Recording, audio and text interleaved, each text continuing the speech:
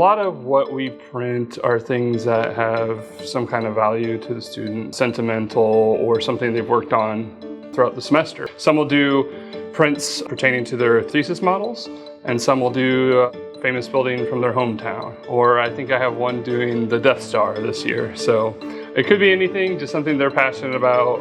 Obviously they're School of Architecture students, so I think they like them to be architectural in some sense, but for them it's just kind of a nice, fun thing to do as they transition on. To see them being able to develop their own models and then do something like this that's for fun and not just for a class, it's really rewarding. It's really awesome to see them use the skill set they've developed to do something that people are excited for and kind of look forward to. So it makes me proud to be able to have a part in that and make this accessible for them.